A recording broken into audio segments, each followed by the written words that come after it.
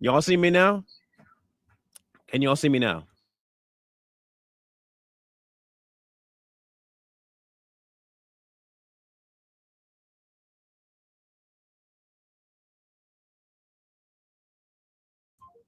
I don't know what happened, people.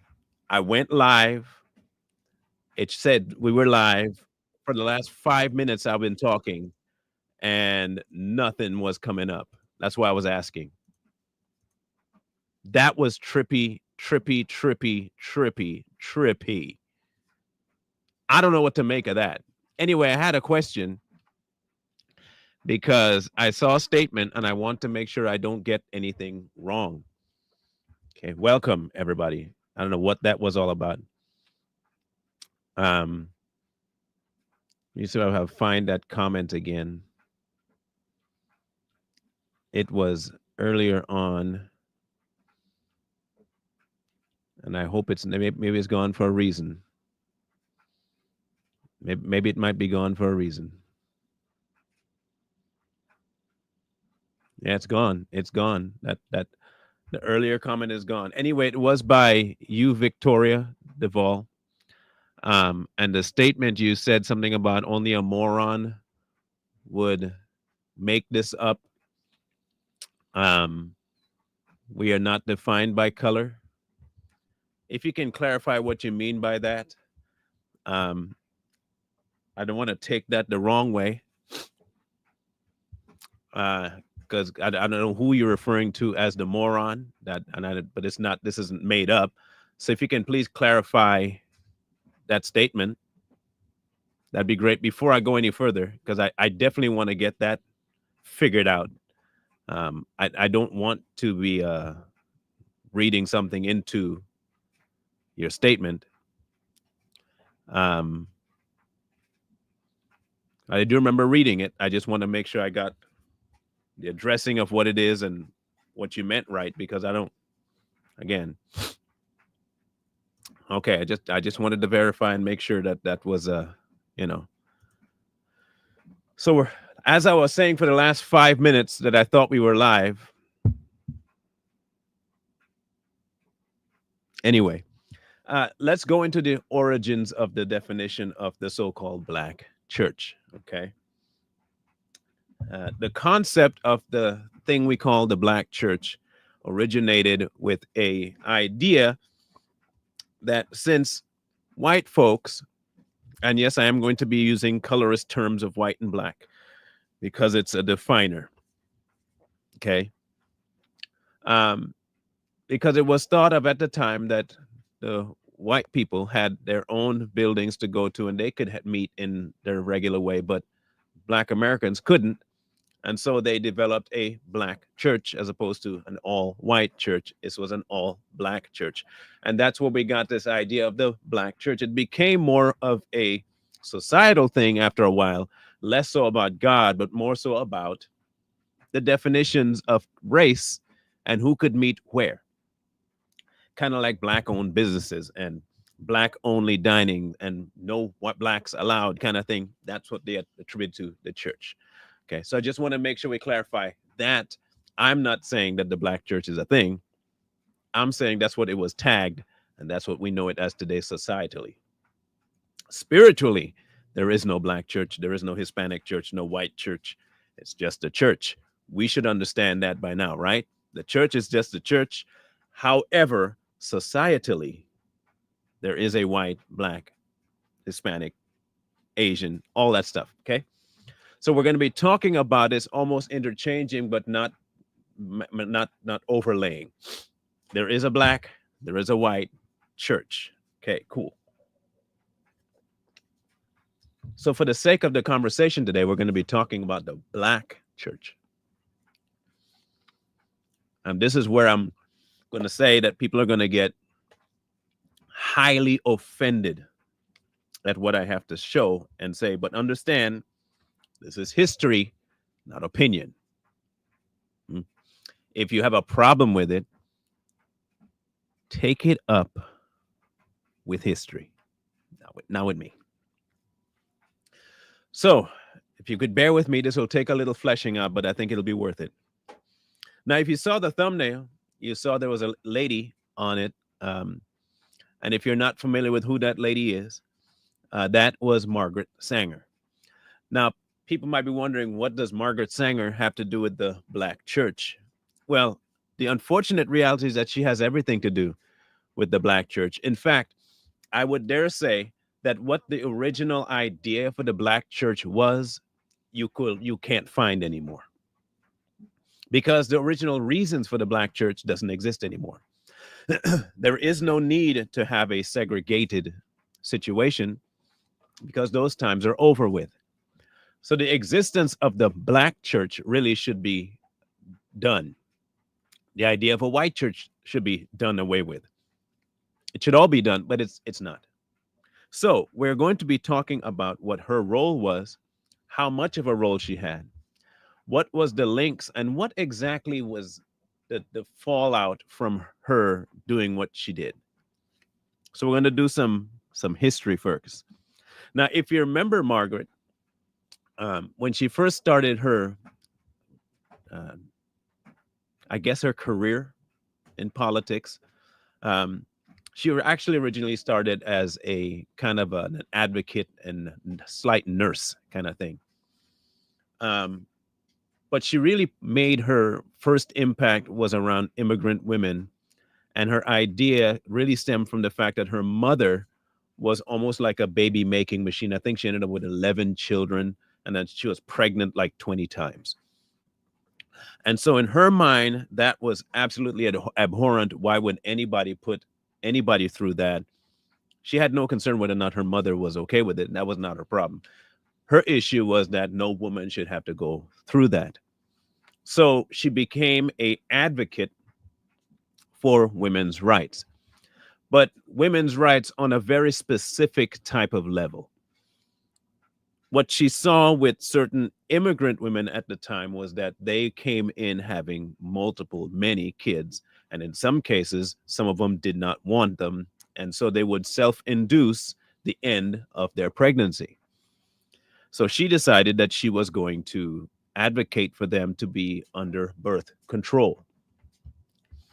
Now, her parents were uh, Catholic, so she had a religious rearing, but she quickly dumped that in her teenage years and started to adopt the idea of eugenics. Okay.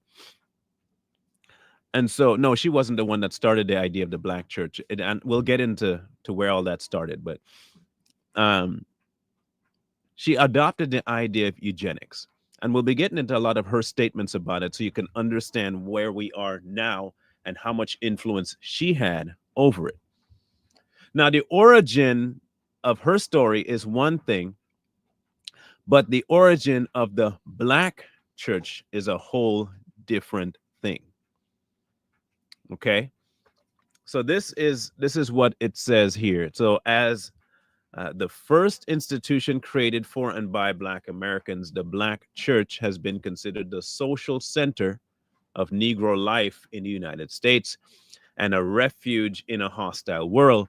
The role of the Black church, as understood by scholars, has not been without contention. Some have denounced the Black church for upholding the status quo for race, class, and gender oppression, while others have characterized the Black church as liberatory and providing African Americans with the spiritual and social roots and tools to challenge oppression.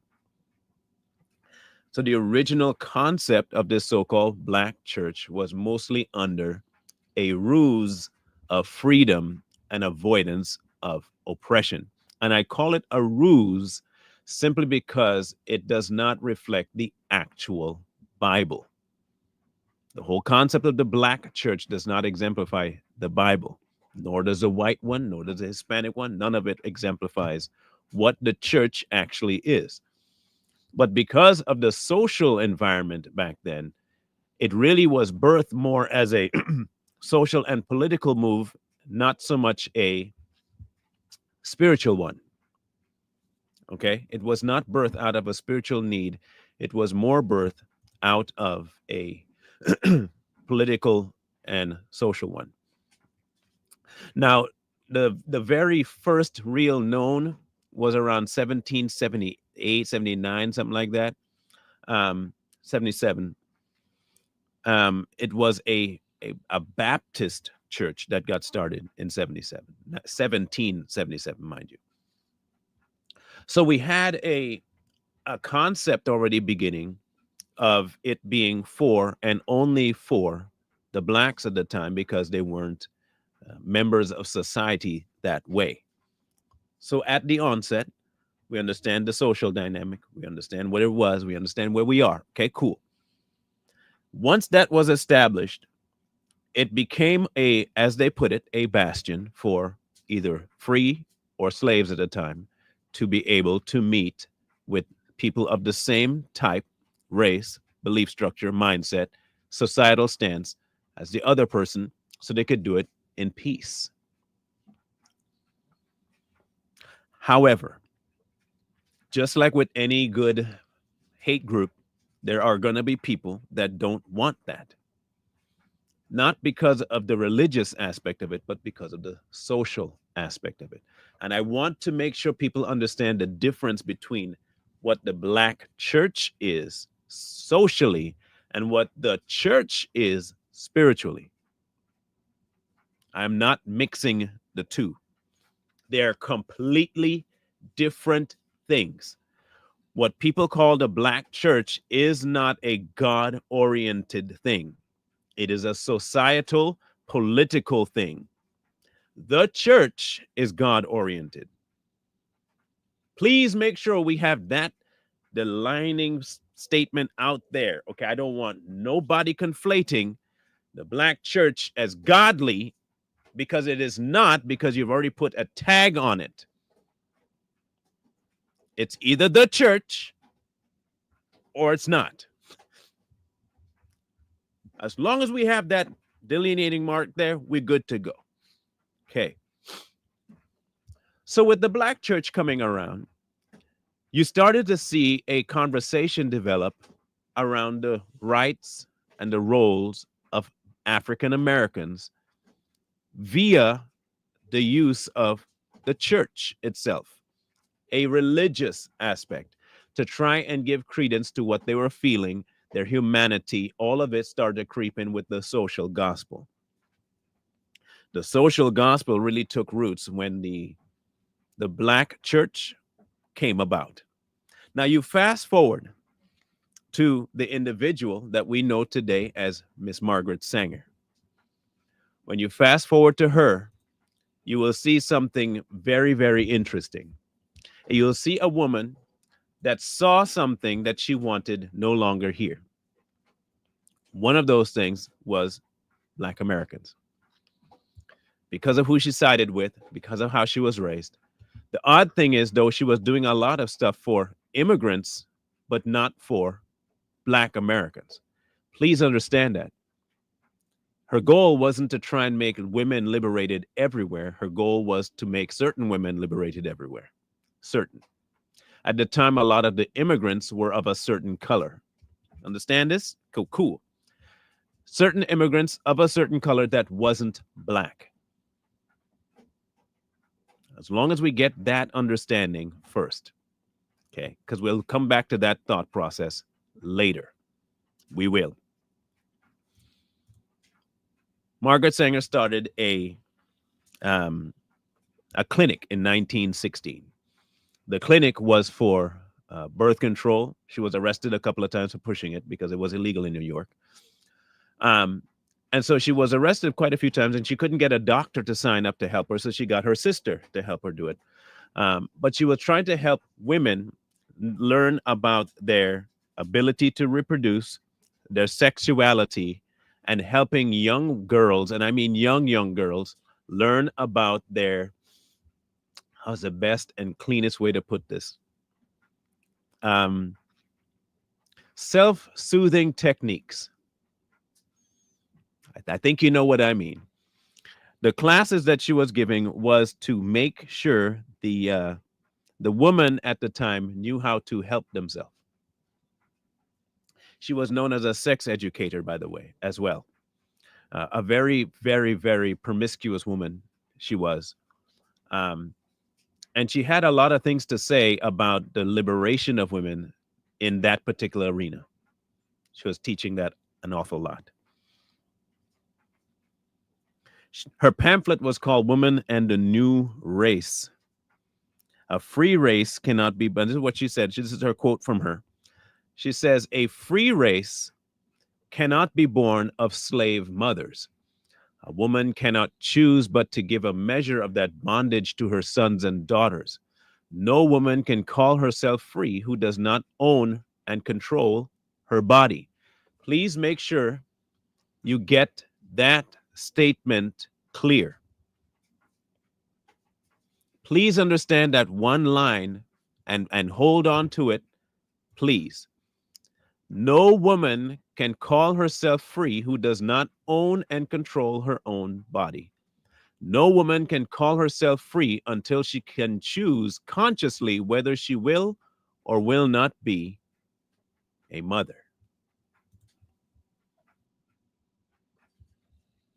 As long as you have that concept in your head and you understand what that was coming from and you can hear me, you understood what she said, we good with that? Good. This is not me saying it. This is her saying it.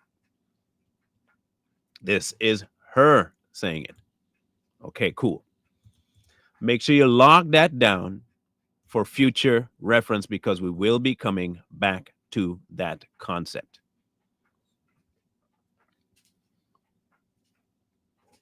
By the time 1950s and late 1950s, 54, 55 came around, you started to see a large move of the civil rights activity. Actually, it started earlier than that. There were quite a few movements that came about on this social aspects that did indeed use the church as their cover. So they used the church as their vehicle to get a social message out, which is like, again, that's what the black church came from, was for them to have a location for them to be exactly that, black and in church. But what Margaret saw was an opportunity. She saw an opening in order to start to do things to make sure that what she wanted to have happen could happen. So what she did was she sent a letter out. And this is her letter. There's only one thing I would like to be in touch with, and that is the Negro Project of the South, which, if the execution of the details remain in Miss Rose's hands, my suggestions will not be confusing because she knows the way my mind works. Miss Rose sent a copy of your letter on December 5th, and I note that you doubt it worthwhile to employ a full-time Negro physician. It seems to me, from the experience where I have been in North Carolina, Georgia, Tennessee, and Texas, that while the colored Negroes have great respect for white doctors, they can get closer to their own members and more or less lay their cards on the table, which means their ignorance, superstitions, and doubts. They do not do this with white doctors or white people. And if we can train the Negro doctor at the clinic, we can go among them with enthusiasm and with knowledge, which I believe will have far-reaching results among the colored people. His work, in my opinion, should be entirely with the Negro profession and the nurse, hospital, social workers, and as well as the county's white doctors. His success will depend upon his personality and his training by us. Now, please understand that this was to try and get the idea of women's liberation, women's sexual their freedom, trying to get the reproductive things pushed. This was all her. Okay? This was her goal. The idea was to try and get to certain black people because she wanted the race gone. Her idea was that they were not real people. Eugenics. You get it? She was friends with a certain individual, or at least a follower of his mindset. Okay? You know, when I do this, who I'm talking about. Okay? A very big proponent of his method. Now, once you see that part, you understand, right? The doctors. But this is the secondary part of the letter. Ready for it? Here we go. The minister's work is also important, and also he should be trained, perhaps by the federation, as to our ideals and goals that we hope to reach. We do not want word to go out that we want to exterminate the Negro population. And the minister is the man who can straighten out that idea if it ever occurs to any of their more rebellious members. Okay. This was in 1938. This was not during the time of what we considered the normal, what you could say, civil rights movements. This was a tad bit before. Okay. 1938, 39, she jumps this letter out. And oddly enough, by the time 1950, the civil rights movement had taken on a whole different face, mostly led by religious Black leaders.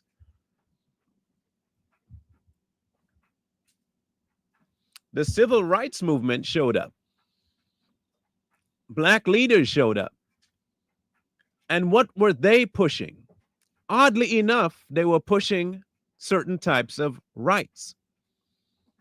Now, there were some other advocates within the civil rights movement that did not want to link it to the religious. But a certain few did. Oddly enough, they were part of a certain correlation. See, back in 1886, the NBCA was founded. That is the National Black Convention. Okay, so that is a whole religious group for just Black people. Again, understand that they set this up. Okay, I'm gonna bring up some things about it here. So this is about the Baptist, right? The National Baptist Convention of America. And that was set up by Blacks for this particular purpose. Remember, the very first in 1777 was a Baptist Black church. And by 1886, they set up a whole convention for it. Again, the liberation of so-called Black people via religious means. The best way for you to get something done is to try and get people involved in a religious move, because you can hide it under the guise of human dignity and God wants this and God wants that. However, the lady that started to push her involvement in it did not believe God was a good thing. As per her 1920s book, the little pamphlet, The Woman in the New Race, that woman in the new race, I'll read to you this is what it said on her little pamphlet, right? It's called A Woman Rebel. This was one of the pamphlets, A Woman Rebel. No gods, no masters. This was her pamphlet, The Woman Rebel, no gods, no masters.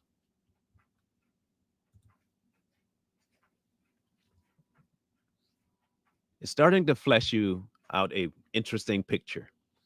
You have a individual who detests a certain type of people and found a way to involve herself in their everyday workings to get people to buy into a certain narrative. Now, if you thought that people were not human, right? They were by nature disgusting. By nature, they were degenerate. By nature, they had a certain way of behaving. You would indeed try to eradicate it, right? And you already have a propensity to not want children because you've seen what it did to your mother. You look at these immigrant women. So you hate children. You hate the idea of too many children, but you also are a sexual deviant and you want to have everybody do what everybody wants. You end up with statements like this one. That people can have. Well, I think the greatest sin in the world is bringing children into the world that have disease from their parents, that have no chance in the world to be a human being, practically. Delinquents, prisoners, all sorts of things just marked when they're born. That, to me, is the greatest sin that people can commit. Marked from the day they're born, Oddly enough, the people she's talking about are Black Americans. Oddly enough, she went straight to the kinds of crime and all that stuff that they were normally associated with because the system branded them so. So she went to the church to set herself in and amongst them as a liberator. A liberator. And the best way to liberate yourself is to not let the white people tell you what to do. That's the mantra. Oddly enough, that's the way the Black church is moving today. Odd, but they're not doing that. They're actually pushing all of her messaging. That's the crazier part. They say they're about not listening while at the same time listening.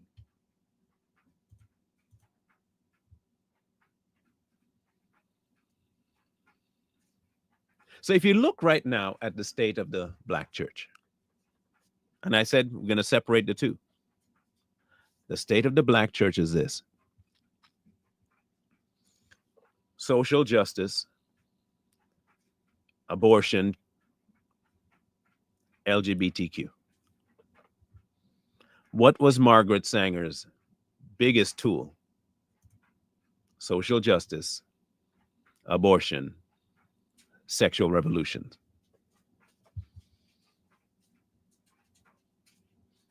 All three they espouse today. Her plan to make certain people listen, and they'll listen better if they're spoken to by their own, happened. Today you have them defending Planned Parenthood. You have them not only defending Planned Parenthood, but promoting Planned Parenthood. Happily promoting Planned Parenthood. Willingly promoting Planned Parenthood. Don't tell me you're pro-life. Psychological well-being. So let's listen to some of them.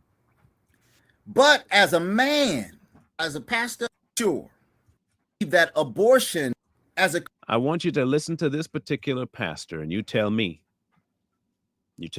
what you think about what he's saying. Okay?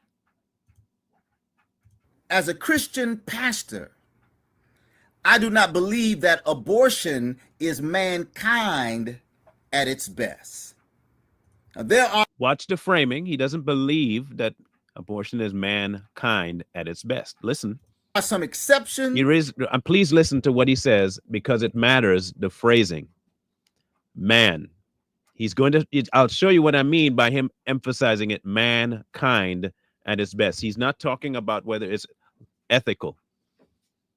He's not discussing the ethical nature of it. He's discussing who has a say. Mankind. Okay? Listen. To be sure. But generally speaking, as a pastor, I don't believe that abortion is mankind at its best. But as a man that can't carry or give birth to children, I recognize that it is not my place to decide what a woman can and cannot do with her body. Children and adults with assault rifles. So they go into a statement like he did. What was one of her quotes that we listened to? What was that statement she made? A free race cannot be born of slave mothers. A woman cannot choose but to give a measure of the bondage to her sons and daughters. No woman can call herself free who does not own and control her own body. No woman can call herself free until she can choose consciously whether she will be or not be a mother. Remember, I told you to hold on to that thought process. I told you to hold on to it. So now you have a black preacher doing the exact wording of a eugenist and a racist. Why can he do that? Because he was taught by a different black pastor, who was taught by a different black pastor, who was taught by a different black pastor, who learned at Margaret School. Now, some might think that's just a one-off. Okay, cool. It's a one-off. So let's go to another person who is not a self-proclaimed pastor, but is speaking at a church nonetheless. At a church, a black church. Okay, here we go. There indeed is a tabletop, but underneath every tabletop are some legs. A tabletop, the tabletop is anti-LGBTQIA plus legislation, homophobia and transphobia, but what are the legs? Refusing to provide rights to same-sex couples as heterosexual couples, bullying young children who are being refused to say their pronouns, allowing parents to harm their children by refusing to give them necessary health care. Now, what was her other emphasis point? Her other emphasis point was sexual liberation. Sex education was her biggest thing. Remember, she was a person that pushed the liberation of women via the sexual revolution. Why do you think it is so prevalent throughout the black church? And I am going to say it. Why do you see this thing being pushed so heavily in the black churches? It's by design. It is planned that way. This was orchestrated forever ago by Margaret Sanger. The Negro Project is in full swing right now within the walls of what we call the black church. It is in full, complete, and utter swing right now.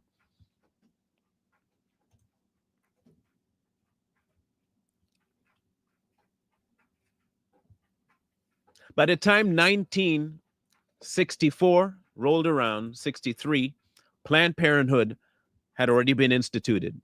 It went from just a clinic that she had in the 40s to by 55 becoming Planned Parenthood. And it had a lot of sway over the 65 Civil Rights Bill. By the time the Civil Rights Bill came around, they had a very instrumental individual in their corner. They had one of the biggest influencers in their corner. The unfortunate reality is that he was not in the corner of Black America. He was in the corner of the socialists who were pushing a certain agenda to get rid of a certain race. He played his role well, and in 1966, he was given an honorary, I guess, a placard, and recognition by a certain individual and a certain organization. Planned Parenthood honored MLK Jr. with the Margaret Sanger Award.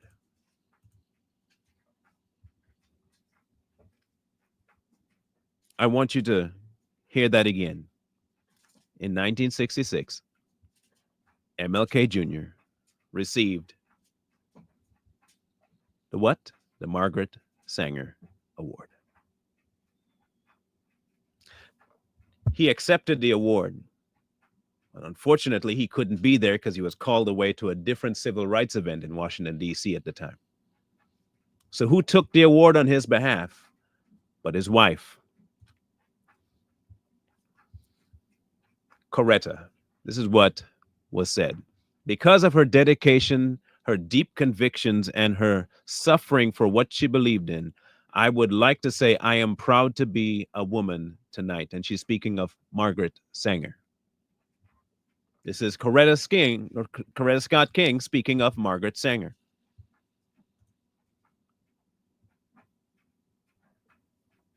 As we celebrate King's words, this is what she also said: there is no human circumstance more tragic than the persisting existence of a harmful condition for which a remedy is available. I'm going to read that again. I'm going to read that one more time for y'all to understand something, because the next phase I'm going to go into will upset many. This is the part that's going to upset you. I'll read this one more time. There is no human circumstance more tragic than the persisting existence of a harmful condition for which a remedy is available. Now let's back up to what a certain individual said. You remember what somebody said. Hopefully y'all remember what she said. Y'all remember? Let's go back to what she said. Because it's almost verbatim. Almost verbatim. Well, I think the greatest sin in the world is bringing children into the world that have disease from their parents, that have no chance in the world to be a human being, practically. Delinquents, prisoners, all sorts of things just marked when they're born. That, to me, is the greatest sin that people can commit. And what did Coretta Scott King say? There is no human circumstance more tragic than the persisting existence of a harmful condition for which there is a remedy available. Family planning to relate population of the world resources is possible, practical, and necessary. Unlike plagues of the Dark Ages or contemporary diseases we do not yet understand, the modern plague of overpopulation is soluble by means we have discovered and with resources we possess. There is scarcely anything more tragic in a human life than a child who is not wanted. That which should be a blessing becomes a curse for parent and child. Coretta Scott King.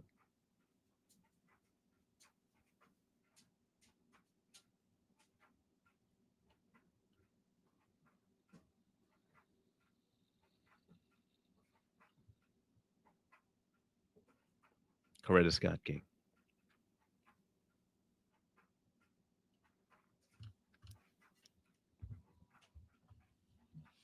Now, this idea of black churches should make a little more sense to you about what they really want to have happen. The goal has never been about trying to get people to make a population worthy of their calling. It has been the limitation of that particular type of population. She said in her onset that she was going to try and get to the black preachers, because that way they can get to the more divisive people. Once you had that in your pocket, you can use all of your power and influence to break down people the way you want them. Well, yes, and that's exactly what he was. He was a socialist. 100% a socialist. He said it himself in his own letters. Yes, he was. So what do you get? You get this. My immediate left is the writer, teacher, and teaching pastor at Ecclesia Houston, our friend Sean Palmer. We have a population of gay, lesbian, bisexual, and transgender members. We have members who have chosen to be celibate. We have members who are gay and married. Now, listen to me carefully. There's more than one way to end a population. You can do it by making sure that the women who are viable candidates to have kids not have them. So you eradicate at the womb. The other way to make sure that that population does not grow is by making sure that there is no what? Replication. You don't even have the onset of a child being made. And what's the best method to push that? What would be the best possible way to make sure you catch it on all angles? You don't want the kids showing up, right? If you don't have them produced, you can have them. And if they do get produced, you can end it. If you make sure they don't get produced by pushing the one thing that they can't produce by. 2 men can't have one and 2 women can't have one. Now, what else did Margaret Sanger push? The sexual liberation of women. If you push the sexual liberation of women, you inevitably get the avoidance of men. She was pushing self-pleasure as a normal thing for children to be taught. What do you see today being pushed on children? Is it being untaught in the black church? No. Instead, you have this. And then to my far left, next to Jimmy, is Timothy Peoples, who is the senior pastor of the Great Wilshire Baptist Church in Dallas, Texas. Again, the Baptist idea. They took one of the most predominantly heavy black diasporas of religion and they tackled it. Understand, the black church really is predominantly Baptist. It is the largest by far of any religious affiliations for Black Americans in the United States. It outweighs every other denomination. And I mean by a massive amount. We're talking nearly 60 to 70% of Black people today are Baptist.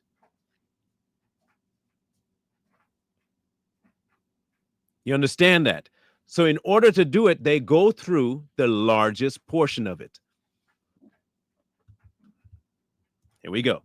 Wilshire. Wilshire is this very progressive church in Dallas. We at Wilshire, when we say that we are justice oriented, we mean getting our hands dirty and not just lip service, but having hands of hope and feet of faith and being active, making sure that no matter who you are, who you love, what your sexuality is, your gender, what pronouns you may use, you are welcome in this place. And we as a church want to journey with you and walk with you and cheer you on. People, I think, intuitively understand that to deal well with the race question opens up a bunch of other questions that they also don't want to deal with about welcoming, hospitality, inclusion, and so on.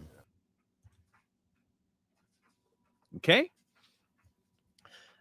What the black church may have started out as in 1777 is not what you see today. At all.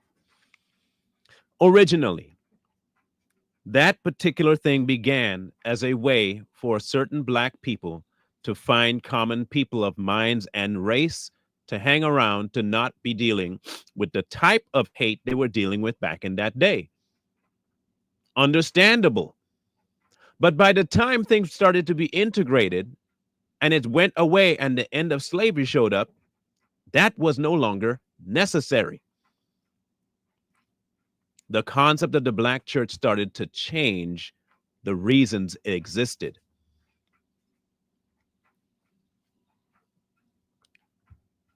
A book written by a certain individual way back in the day. Y'all might know this particular person. You may not. In 1852, there was a book written. A certain individual wrote this book, and y'all might know the book name before you know the author, Uncle Tom's Cabin. Uncle Tom's Cabin was written by Harriet Beecher Stowe. Now, in this book, many people are unaware of who the real hero or the protagonist is. They have no idea. And what they end up calling people that think a little certain way, Uncle Tom. They don't understand the book, nor have they read it. They just hear someone else's interpretation of the book, and they call a certain name. There was another individual in that book called Massa Sam. Now, Massa Sam would be today's black preacher. I didn't say preacher, I said black preacher. The same way I'm separating black church and church, I'm separating black preacher and preacher. And when I say a preacher, I don't mean a white one. I mean a man that preaches God's word. Because a man that preaches God's word will not tell you he's a black preacher. He'll just tell you he's a preacher. He wouldn't tell you he's a white preacher. He'll just tell you he's a preacher. So the black preacher today modeled a different individual by the name of Massa Sam. What Massa Sam would do is Massa Sam had an affinity for speaking like the slave master. And he would go around and learn the way they spoke and then come back and speak to the slaves a certain way in order to get his way. He assisted in the capture and the recapture of them. He was one of them that would make sure he lorded his own powers. He would what you would probably call a house one, but he wasn't really living in the house.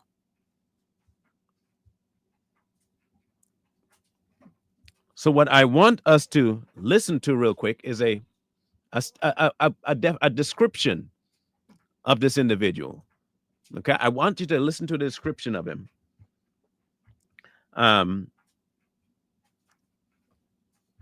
And once we hear this,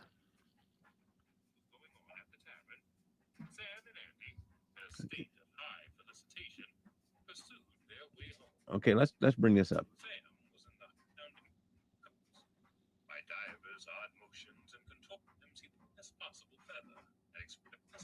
Let me get this right spot.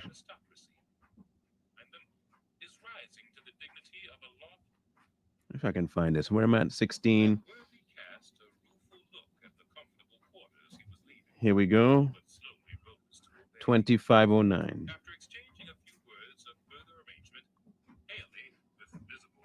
Here we go. I want you all to listen to what the description is of Sam.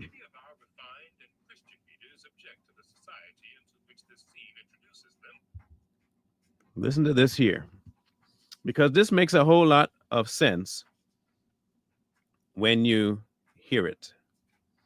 Okay, 2440.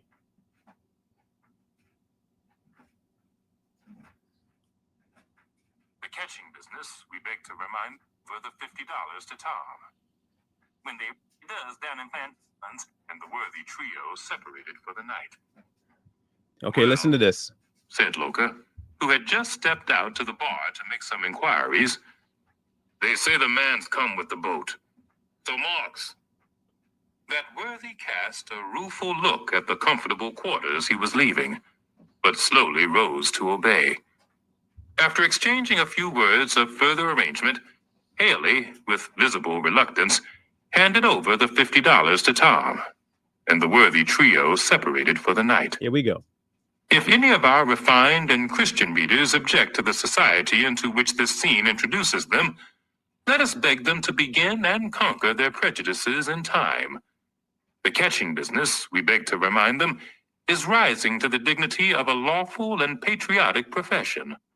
If all the broad land between the Mississippi and the Pacific becomes one great market for bodies and souls, and human property retains the locomotive tendencies of this 19th century, the trader and catcher may yet be among our aristocracy. While this scene was going on at the tavern, here we go. Sam and Andy, in a state of high felicitation, pursued their way home. Sam is who I talked about. Andy is his cohort. The slave masters just left the tavern, and now Sam and Andy are heading home as well. Listen carefully to the description of how Sam is going to speak. Sam was in the highest possible feather and expressed his exultation by all sorts of supernatural howls and ejaculations, by divers odd motions and contortions of his whole system. Sometimes he would sit backward, with his face to the horse's tail and sides, and then, with a whoop and a somerset, come right side up in his place again, and drawing on a grave face, begin to lecture Andy in high-sounding tones for laughing and playing the fool. In case it was difficult to understand the writings of how it was said back then, Sam started to act in a very erratic behavior, whooping and screaming and facial contortions and twisting his body in all sorts and manner of directions, kind of like what do you see in the black pulpit today? Do you know? Do you know what you see when a certain type of black preacher, is it not the whooping? This was in the 1950s, people. It was taken from a certain way that used to be handled around slaves. Because you get into their emotional state by speaking a certain way. What the intent of the black church was is no longer needed now, but all of the reasons that they would have needed sticks around within the confines of the church. It became codified in the minds of the preacher, putting it on its constituents. The person that drugged them all the way into it was Margaret Sanger with the Negro Project. What you see today in the black church is an offshoot, an offspring, a work of Margaret in full effect. Full effect. Now remember, I talked to you about the National Baptist Convention. Remember I told you that started in 1886? Remember I told you that the entire reason it came about was in order to make sure that a certain type of behavior was pushed? Remember I told you that, right? Okay.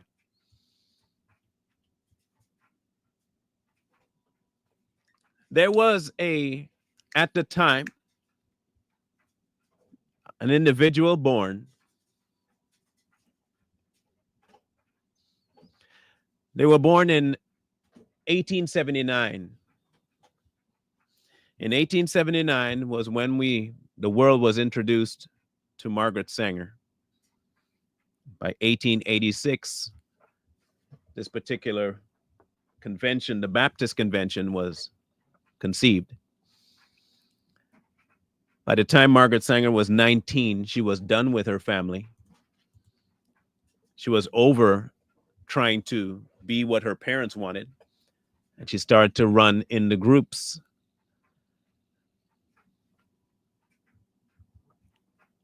She finally got her influence in the door of the black convention known as the National Baptist Convention around the time of 1934-35, when she came up with that clinic. And she really got in the door during the time of the signing of the 1965 Civil Rights Bill. If you want to see the fruition, the coming to fruition, the final boss of what the Baptist Convention became, listen up. Today, we live in unsettled times.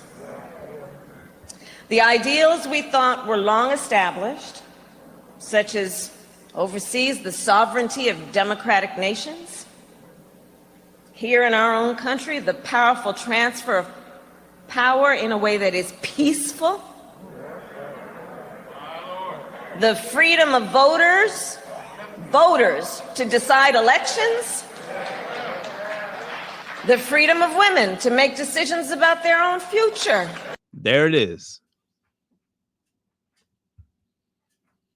Now remember, people, this is the National Baptist Convention. I'll say that again. This is at the National Baptist Convention.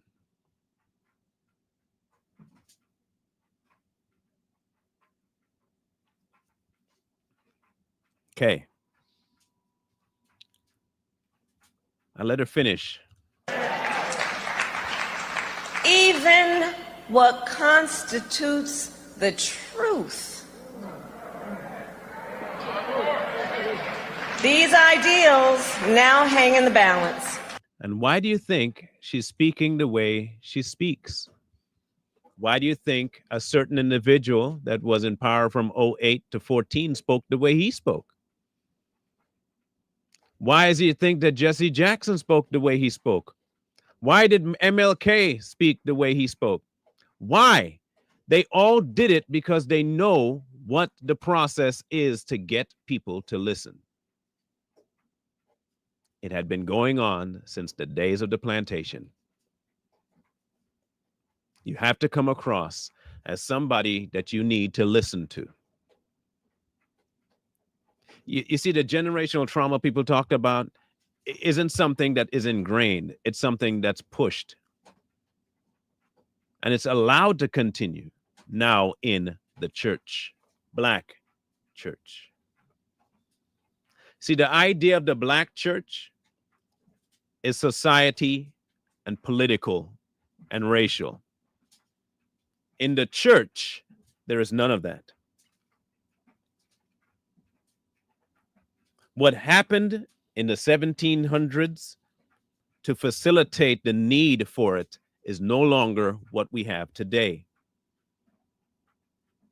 It was a temporary fix for a temporary problem that became a permanent fixture. By design. It was kept there by design via the Negro Project. What we call the Black church today is a complete fruition of Margaret Sanger's Negro Project. The way she wanted it implemented, the way she pushed it, finally came true, and it is now being pushed in the pulpit that you should end your children, don't have any, be pro-LGBTQ in the Black community, and to the point where they will tell you that gay history is Black history. And God is okay with it, to the point where you'll see T.D. Jakes, a Black man, come and tell you, if you're gay and the Black community, we can get along swimmingly. Find a church that will teach what you believe.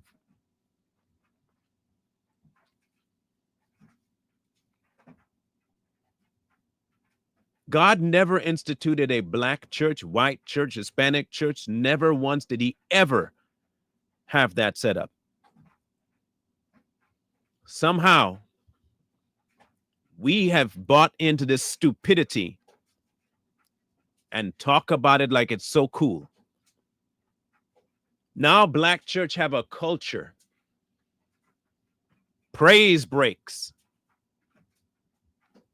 All these Black churches have a certain way of talking, a certain type of music. They're also separated.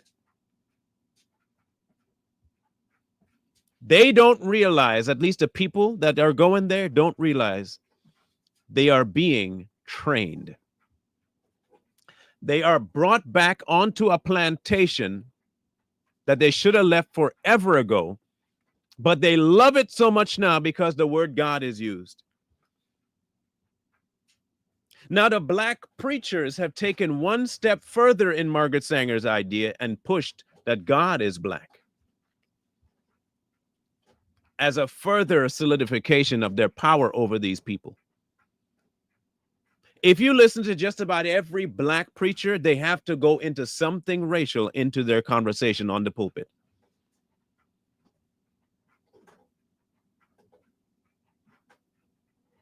Go look for yourself. Tell me if I'm wrong.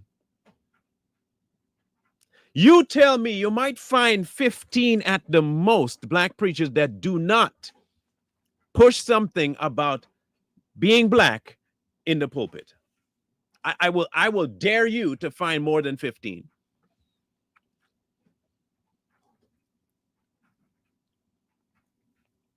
Even the best ones will bring that nonsense up,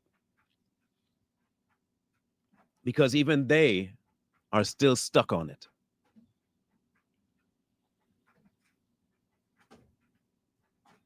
The Black church is the arm of eugenics. The Black church is the arm of the sexual revolution. The Black church is the festering breeding ground for the ending of a whole race, and they do not seem to care. but it is not God's church. To be clear, if you have to put a title before the word church, that does not belong to God.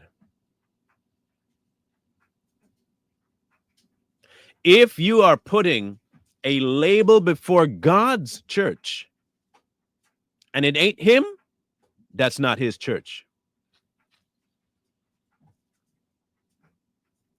It means that it is the thing that you're talking about, church. So yeah, you are right. It is definitely a black church, but it ain't God's. It's a church about black. It's a church about race. White church is a church about race, not God. Hispanic church is a church about race, not God.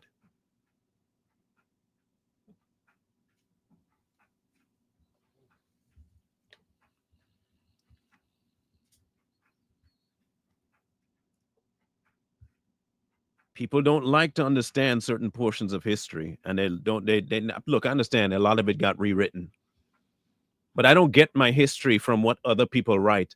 I get my history from what the people that says they're about history, from them. So like, I didn't go to Martin Luther King's biography from somebody else. I went to his writings.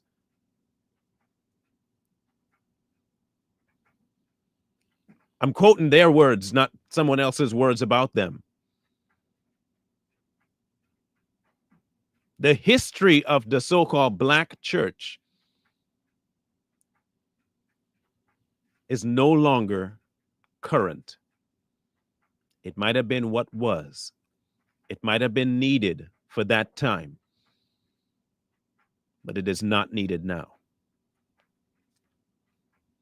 The same way Underground Railroad went away, that should have gone away too, because there's not a need for the Underground Railroad right now. The same way there's no need for a black church.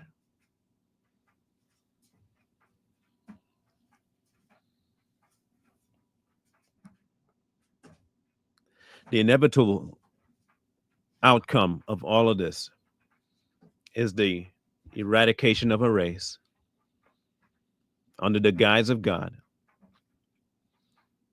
the eradication of family the way God set it up under the guise of God, and the making of society the head of the church as opposed to God.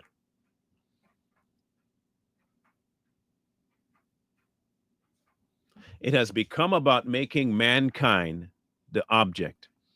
If I can do something to get the attention of man, if I can do something to bring man closer to me, if I can find man, if I can just make sure that man understands, and man. It is no longer about making man understand God. It is about man understanding man and man coming to man, and all of that stuff is about human to human, which is why they don't want to call out the sins or the state of mankind before God. They want to give you an excuse out of it.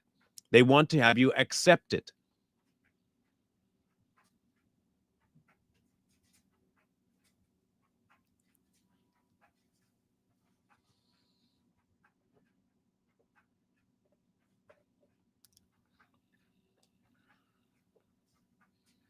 Like I said at the beginning, this is not for everybody. But whether people like to admit this or not, the ones with the most political and social clout right now is Black America.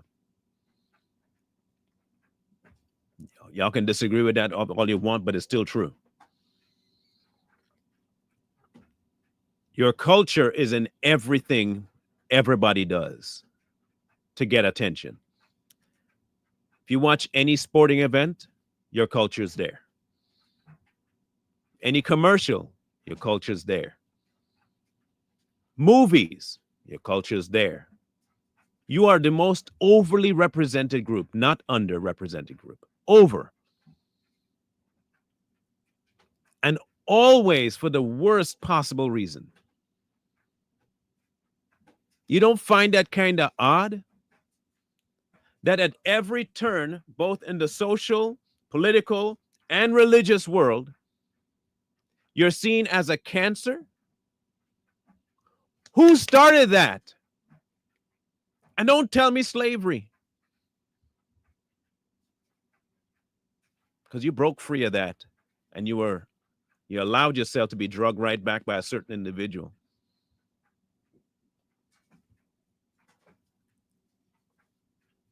And her name is Margaret Sanger. She saw you as a cancer, as a disease, as unworthy of life. She created a project to make sure that you stayed in the realm that she put you in. She went to the so-called leaders and she bought them, taught them, and they went out into your own people and did her work. And today you gladly follow these fools. You're behaving just like a minstrel show all over the place because you believe that's your culture.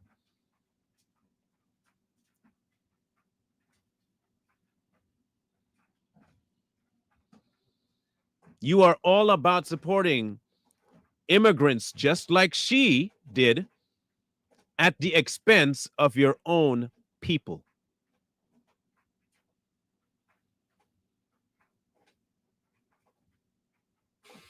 She has no problem having you end yourself. None. She has no problem seeing the decline because you are not people in Margaret's eyes. And she taught the people that she wanted to recruit to think the same way, to push the same idea, to get you to do all the things that would end your life. And it was called the Black Church. And it is still very prevalent today. They don't teach you anything positive. They don't teach you anything good. They don't teach you about life-saving measures. They don't teach you anything other than you can be gay, you can have choice, and party a lot in the church.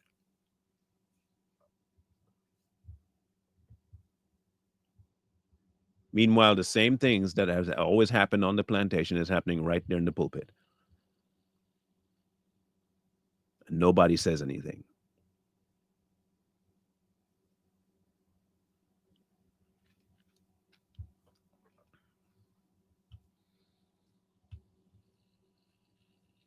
I can see the next comment. Why don't you talk about the white church? I'm pretty sure that I do that almost every time I talk about the so-called state of the church. I'm pretty sure like 80 to 90% of the people I show on this platform are white, last time I checked.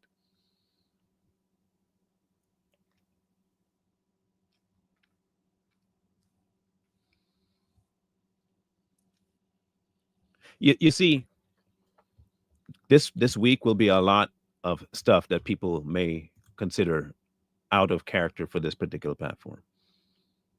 But tomorrow, when I discuss the next 3 people that we're going to talk about, the false feathers ones, you'll see exactly how they push the same narrative. They just do it way more subtle. The 3, look, they are probably the most proficient at doing it without doing it. And I don't mean Margaret's message. I mean a message that ain't the church.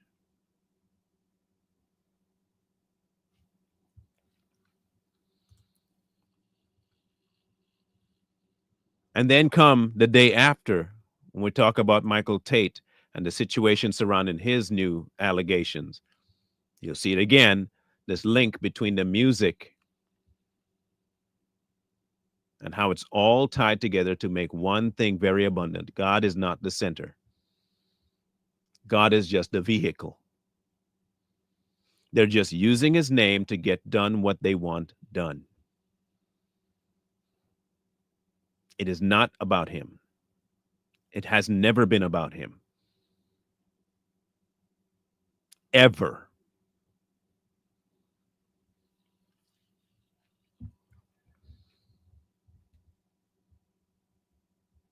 So we'll see. We'll see.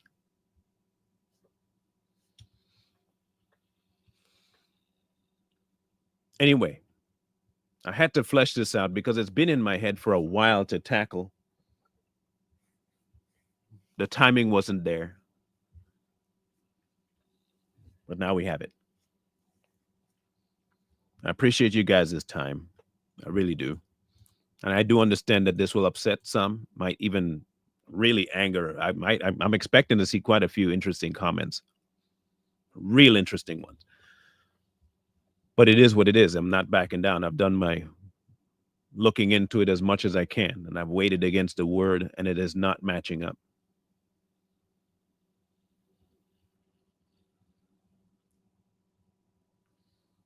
There is no slave, no free, no male, no women. And yet still throughout the entirety of this thing, it's about women's rights and women's this and women's that.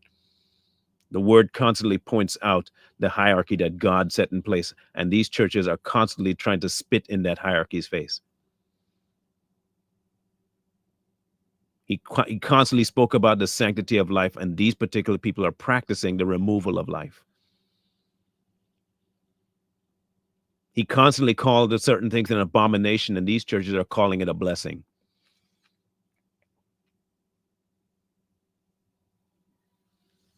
So no, there ain't nothing you can say to make me change my mind. I just want you to know, but you can vent all day long. Have fun with that. Type till your fingers reach the bone. Don't really care, but have at it. Scrolling at the bottom, you know what to do. We'll be back tomorrow with that other topic of birds of a false feather. And we'll be covering 3 specific individuals. Miss Tiffany Montgomery, Marcus Tongues Rogers, and Mr. Mitchell. He seems to be the most apologetic. He took Christian apologetics the wrong way. He's apologizing to everybody. He just apologizing fool. So we're going to talk about that. All right. So we'll vibe tomorrow. Have a grand rest of your day. Love y'all. Mean it. Again, scrolling at the bottom, you know what to do. Wisdom calls to you from the streets. So please, please, please find wisdom. Peace. Hold tight the dreams, for if dreams die, rely on yourself in no way.